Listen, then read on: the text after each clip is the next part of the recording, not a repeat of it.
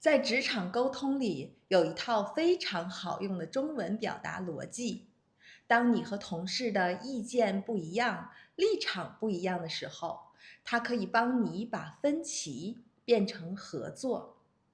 是什么呢？让我先来给大家讲一个我的真实职场小故事。在我担任 HR 负责人期间，每年公司做预算的时候，我和财务负责人的立场永远是不一样的。我的工作是留住人才、吸引人才，所以我总是希望增加员工福利、员工薪资以及团队活动的预算。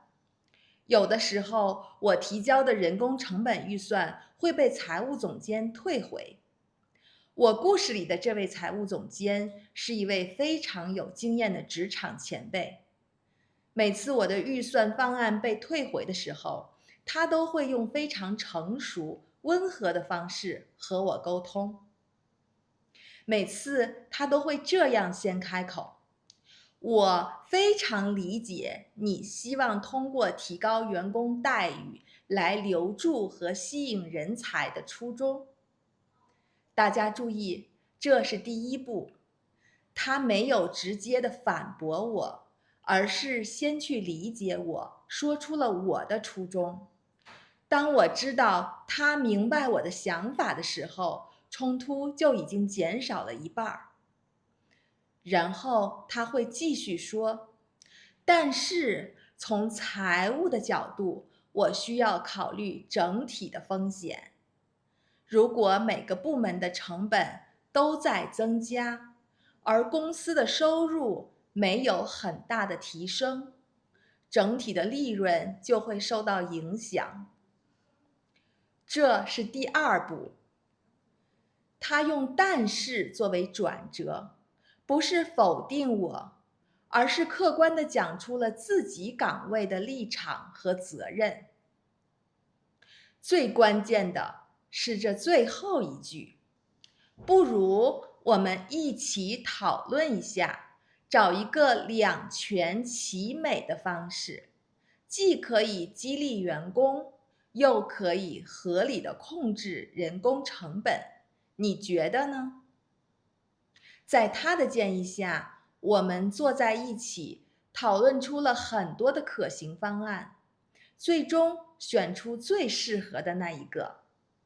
也因为这种沟通方式，这位财务总监一直在公司受到大家的尊重，也对我们整个团队产生了好的影响力，让我们更加紧密的协作。他本人还被提升为公司的副总。刚才说的这一整段话包含了完整的职场沟通逻辑：先理解对方，再说明自己的立场，最后一起寻找共同的解决方案。也包含了我们今天要学习的两个核心语言点。首先是关联词，既怎么怎么样，又怎么怎么样。其次是我们的谈判实用成语两全其美。现在我们来分步学习这套地道的职场中文。第一步，先共情，接住对方，用我非常理解你这样的句式，先讲出对方的目的和想法，让对方感受到被理解、被尊重。第二步，客观地表达自己的立场，不用争辩，不用反驳，只要用但是我需要考虑这样的句式去告诉对方，我们只是岗位不同，站的角度不同，不是对错之争。第三步，用关联词既怎么怎么样，又怎么怎么样，搭建双赢方案。这是中国人职场最高级的思维，不是二选一，而是追求同时满足两个条件。我们来用既怎么怎么样，又怎么怎么样来造句。这个方案既可以提高员工的积极性，又可以控制公司的成本。这个办法既简单又高效，他既懂业务又擅长沟通。我们今天要学的第二个重点词语是成语两全其美。这是职场非常常用的成语，意思是说你的诉求和我的诉求两边都可以照顾到。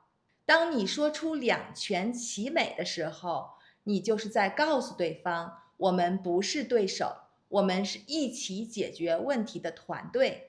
在我担任 HR 负责人的工作中，我处理过无数次的部门分歧、预算争议、工作意见的不同。我从来不用强势争论，一直用的都是这套逻辑：先理解对方，再说明自己的立场，最后一起寻找两全其美的方案。这不是固定的说话方式，而是一套成熟的中文沟通思维，是真正地道、高级又实用的职场中文。欢迎关注我的频道，我将用我20年的 HR 以及 Management Consultant 的职场经验，带你掌握地道的 Workplace Mandarin。